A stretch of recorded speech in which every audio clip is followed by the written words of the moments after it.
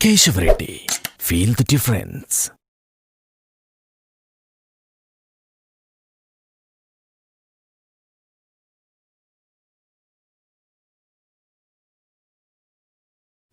Hi students, welcome to Social Studies class. Today I am going to teach you a new lesson from 7th standard. So let us recapitulate a few points from the previous class. Okay students, answer to my questions. What is an atlas? Yes, an atlas is a book of maps. An atlas is a book of maps. We can read different variety of maps by using atlas. We have different kinds of maps in the atlas like political maps, physical maps, thematic maps, natural vegetation maps, etc. Students, here we have some objectives which you are going to learn from this lesson. They are different symbols used in the maps, physical maps in brief, how heights on the land are measured, how heights can be shown on a map, about contour lines, uses of maps on showing heights and mean sea level. Now, in the earlier class, you have learned types of maps and how to read simple maps. Is it right, children? These different types of maps give details of places, landforms, climate, forest, heights of different places, etc. The world we live is full of variety of landforms like huge and snow mountains, plains, deserts, sea coast, forest, etc. Did you see any one of these places, children? It is too cold in snow-covered mountains, pleasant climate in plains, extreme hot in deserts. Children, here we have some objectives which you are going to learn from this lesson. They are different symbols used in the maps, physical maps in brief, how heights on the lands are measured, how heights can be shown on a map, about contour lines, uses of maps showing heights and mean sea level. Let us start our learning with the topic how symbols are used in maps. Here, symbols are nothing but conventional symbols. Usually, we use symbols to represent the physical objects on a map like hospitals, schools, places of worship, bridges, railway tracks, etc. Some of these symbols are listed in the table shown on the screen. These are the symbols called conventional symbols. Hence, all the physical objects are shown on a map with the help of a point, a line, or an area symbol. This is how symbols are used in a map. Now, let us learn our physical maps in brief. Usually, we find some maps in a class called physical maps, showing the variety of landforms of different places with different colors. Students, normally in these physical maps, we can observe the landforms are shown in different colors like brown, green, yellow, orange, blue, etc. These colors denote the variety of landforms such as mountains, plains, deserts, plateau, water bodies, etc. Here we can see each landform is shown in one color. Hence, these variations in colors denote the heights of the places. Let us know now how to measure heights on land. Normally, all heights on the land are measured from the sea level. Students, what is sea level? The top surface of the sea is called sea level. What is sea level? The top surface of the sea is called sea level.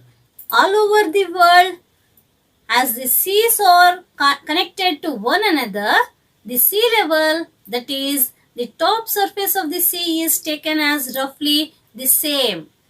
What? The top surface of the sea is taken as roughly the same. Let us learn how to measure the height from the sea level with an example. Students, let us take Nimpur village as example. Look at the picture on the screen. From the picture, we can see a river, Nimpur village, hills, temple on hills, etc. In the picture, actually, Nimpur village is at 50 meters above the sea level. Students, observe carefully on the screen. Is it a picture or a map? Yes, it is a picture. Are you seeing anything behind the hills? No. Yes. So, let us see same place on a map. Because a map has to show all places without hiding. Now, let us know showing heights on a map. The image on the screen is the map of Nimpur village. Can you observe 3 height zones in this image? Yes, the area from 0 meters to 50 meters is in green color. That represents the 50 meters height. Next, the area from 51 meters to 100 meters is in pink color. That represents 100 meters height. Area from 101 meters to 150 meters is in brown color, which represents the 150 meters height. Thus, the different heights are represented through different colors. By these children, the different heights are represented to different colors. Now, let us know about contour lines. A contour is a line joining the places of same heights. What is contour line? A contour is a line joining the places of same heights.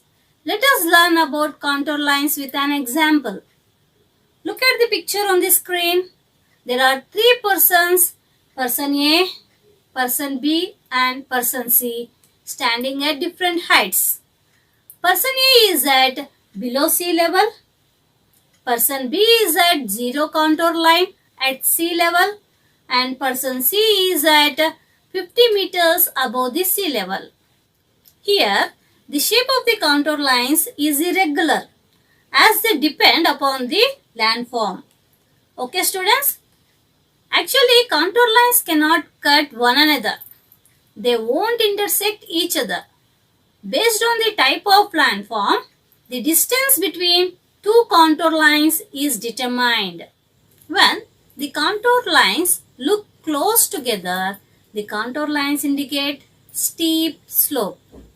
When these contour lines look far away from each other, the contour lines represent gentle slope.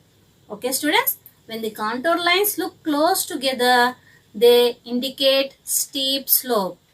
And when the contour lines are far away from each other, the contour lines show gentle slope. Now let us know uses of maps showing the heights. The maps showing heights help us in understanding the nature of the terrain region. That means the location of the mountains and the valleys, etc. The map showing heights play an important role when dams or roads are being constructed. Usually, in some places, the land will have ups and downs. In such cases, these maps help us to decide the route to take for laying the roads. Moreover, while planning the construction of dams, it is important to know how much land will get submerged by the dam water. If you travel westwards from the coast, you will reach hills which form the escarpments to the plateau region. What is escarpment? Escarpment means it is a steep slope or long cliff that occurs from erosion or faulting and separates two relative level areas of different elevation. What is escarpment?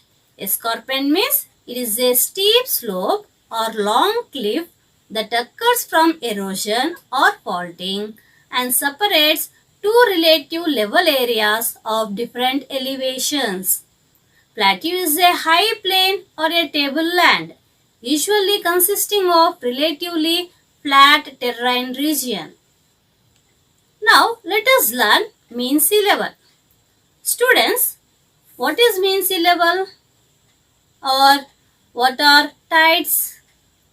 Water tides in sea and ocean are of two types. They are low tides and high tides. We can observe these tides from the level of the sea and they never stand still. Due to this reason, the level of the sea keeps either rising or falling. Scientists clearly observed high and low level of sea at frequent intervals and arrived at one calculated average level known as mean sea level.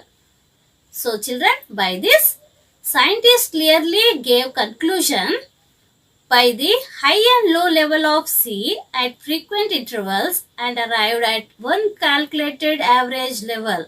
This is called mean sea level or MSL.